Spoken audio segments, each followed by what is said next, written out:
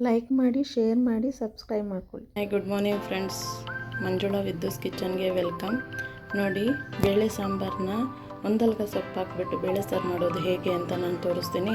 ಏನೇನು ಬೇಕು ಅಂತ ನೋಡ್ಕೊಂಡು ಬನ್ನಿ. ನೋಡಿ, ತೊಗರಿ ಬೇಳೆ ಮತ್ತು ಹೆಸರು ಬೇಳೆ ಎರಡು ಈಕ್ವಲ್ ಆಗಿ ತೊಗೊಳ್ಬೇಕು ಬೇಳೆ ಸಾಂಬಾರಿಗೆ. ನೋಡಿ, ತೊಳೆದಿಟ್ಕೊಂಡಿದ್ದೀನಿ.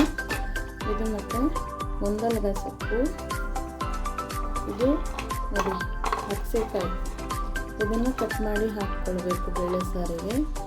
ನೋಡಿ, ಇದು ಸಣ್ಣ ಕಟ್ ಮಾಡ್ಕೊಳ್ಬೇಕು ಒಂದಲ್ಗ ಸೊಪ್ಪನ್ನು.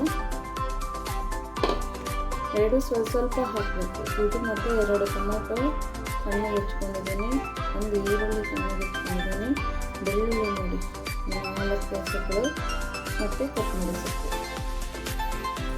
ನೋಡಿ, ಇದು ಸೊಂಡೆಕಾಯಿ ಸಣ್ಣದಾಗಿ ಕಟ್ ಮಾಡ್ಕೊಂಡಿದ್ದೀನಿ, ಒಳಗಡೆ ಬೀಜಗಳಿರುತ್ತೆ. ಮತ್ತು ಇದು ಒಂದಲ್ಗ ಸೊಪ್ಪು ನೋಡಿ ಸಣ್ಣಗೆ ಇಟ್ಕೊಂಡಿದ್ದೀನಿ. ಇದನ್ನೆಲ್ಲ ಈ ರೀತಿಯಾಗಿ ಹಾಕ್ಕೊಳ್ಳೋಣ. ಇದನ್ನು ಸಹಿತ ಎಲ್ಲವನ್ನು ಹಾಕ್ಕೊಳ್ಳೋಣ. ನೀರು ಹಾಕ್ಕೊಳ್ಳೋಣ, ಕೊಂಚ ನೀರು ಹಾಕ್ಕೊಳ್ಳೋಣ. ಮತ್ತು ಸ್ವಲ್ಪ ಜೀರಿಗೆ ಹಾಕೋಣ. ನೋಡಿ, ಸ್ವಲ್ಪ ಜೀರಿಗೆ ಹಾಕೋಣ. ಮತ್ತು ಮನೆಯಲ್ಲೇ ಮಾಡಿರೋಂಥ ಸಾಂಬಾರು ಪುಡಿನ ನಿಮಗೆ ಖಾರ ನೋಡಿಕೊಂಡು ಹಾಕ್ಕೊಳ್ಳಿ. ಬೇಕಂದರೆ ನಾನು ವಿಡಿಯೋದಲ್ಲಿ ಹಾಕಿದ್ದೀನಿ, ಲಾಸ್ಟ್ ವಿಡಿಯೋಗಳಲ್ಲಿ ನೀವು ನೋಡಿಕೊಂಡು ಮಾಡ್ಕೊಳ್ಳಿ. 1 ಸ್ಪೂನ್ ನಾನು 2 ಸ್ಪೂನ್ ಹಾಕ್ಕೊಳ್ತಾ ಇದ್ದೀನಿ. 2 ಸ್ಪೂನು ಒಂದು ಸ್ವಲ್ಪ ಅರ್ಧ ಹಾಕ್ಕೊಳ್ತಾ ಇದ್ದೀನಿ.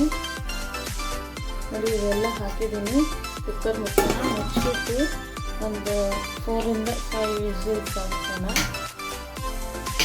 4 ಇಂದ 5 ವಿಷಲ್ಸ್ ಹಾಕೋಣ. ಬೇಳೆ ಎಲ್ಲ ಬೆಂದೋಗಬೇಕು. ನೋಡಿ, ಇವಾಗ ಕುಕ್ಕರ್ ಒಂದು ವಿಷಲ್ ಬರ್ಸ್ಕೊಂಡಿದ್ದೀನಿ, ಬೆಂದಿದೆ.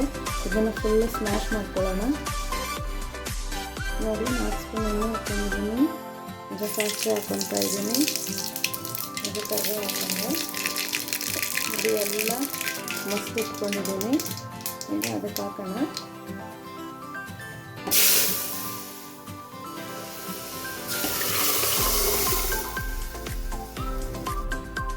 ನೋಡಿ, ನಿಮಗೆ ಸಾಂಬಾರು ಎಷ್ಟು ಇದಾಗಬೇಕು ಅಷ್ಟು ಹೆಚ್ಚಿಸ್ಕೊಳ್ಳಿ.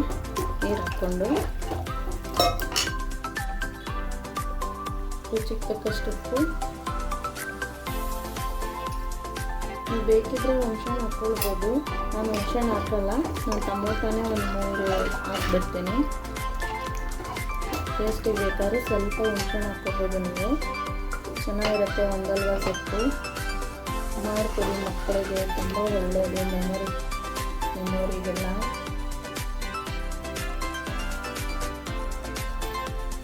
ಉಪ್ಪು ಖಾರ ಕರೆಕ್ಟಾಗಿದೆಯಾ ಅಂತ ಒಂದ್ಸರಿ ಟೇಸ್ಟ್ ನೋಡಿ. ನೋಡಿ, ಈಗ ರೆಡಿಯಾಗಿದೆ ಸಾಂಬಾರು. ಸ್ಟವ್ ಆಫ್ ಮಾಡ್ತೀನಿ. ನೋಡಿ, ರೆಡಿಯಾಗಿದೆ.